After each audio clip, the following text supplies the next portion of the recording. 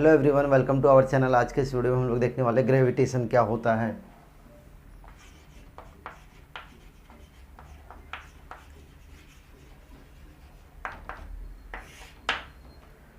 Gravitation क्या होता है, तो पहली बार ग्रेविटेशन, ये जो टॉपिक है ग्रेविटेशन, पहली बार सर आइजैक न्यूटन ने डिस्कवर किए थे। वो कैसे, वो एक पेड़ के नीचे सो रहे थे तो ऊपर से एक एप्पल गिरता है, ठीक है, जो कि उनके सामने गिरता है।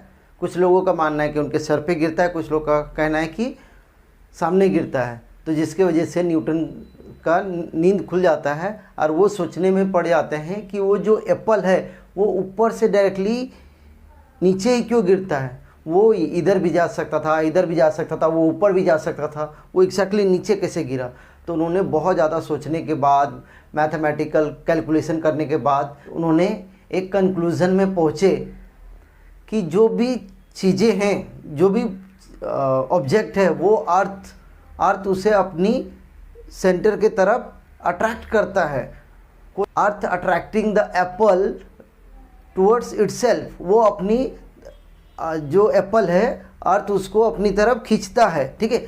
और ये जो अट्रैक्टिव फोर्स है, ये जो एप्पल और अर्थ के बीच में जो अट्रैक्टिव फोर्स है वो सेंटर ऑफ द मास होगा, अर्थ का सेंटर ऑफ द मास होगा।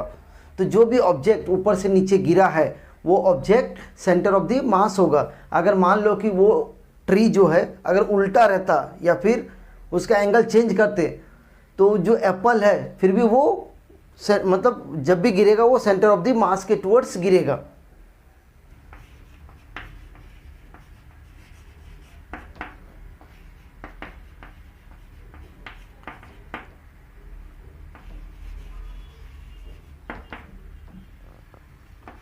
ये दो वर्ड है जो सेम सिमिलर लगता है बट इसमें एक डिफरेंस है।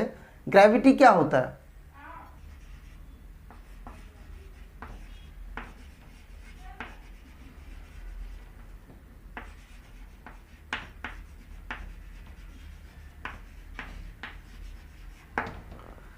ग्रेविटी क्या होता है? The force between earth and object.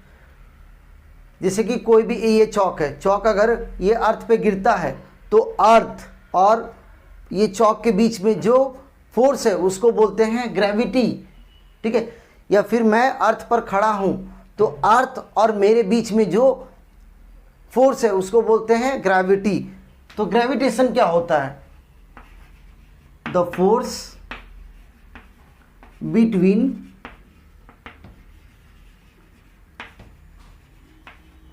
Two bodies.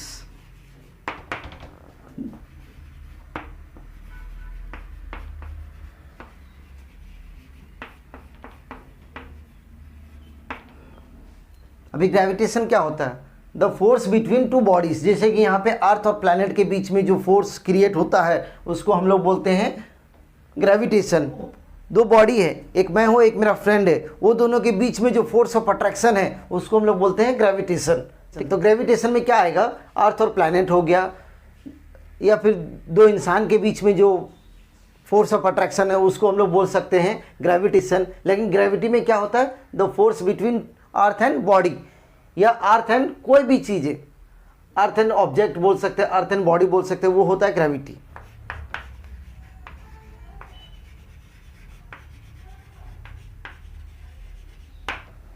अभी हम लोग फोर्स एंड मोशन देखेंगे।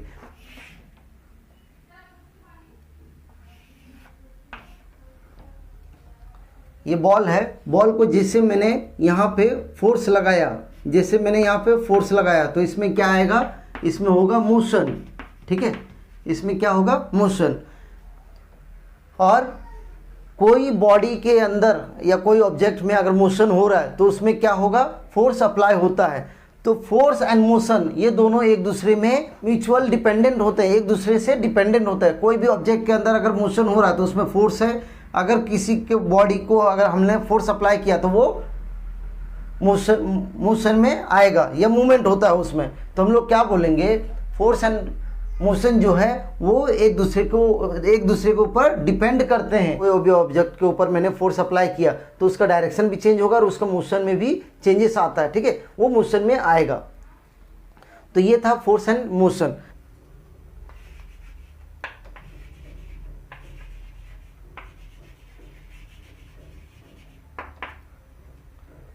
कोई भी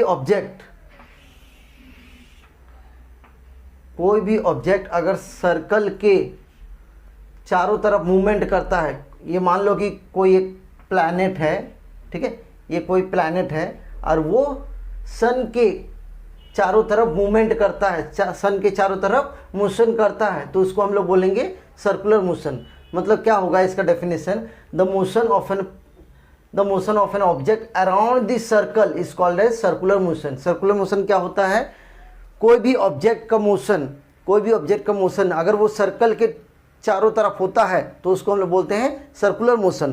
तो क्या बोलेंगे, the motion of an object around this circle is called as circular motion. और सेंट्रीपिटल फोर्स क्या होता है, सेंट्रीपिटल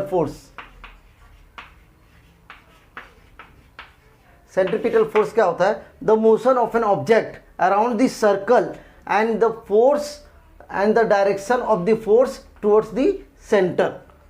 कोई भी ऑब्जेक्ट जब सर्कल के चारों तरफ मूव करता है, मोशन करता है और उसका डायरेक्शन ऑफ फोर्स सेंटर के तरफ हो तो उसको हम लोग बोलते हैं सेंट्रीपिटल फोर्स। अच्छा, सर्कुलर मोशन का एग्जांपल क्या आएगा, वॉल क्लॉक आएगा, या फिर हम लोग बोल सकते हैं कि वॉल क्लॉक हो गया, टेबल फैन हो गया, सीलिंग फैन हो गया।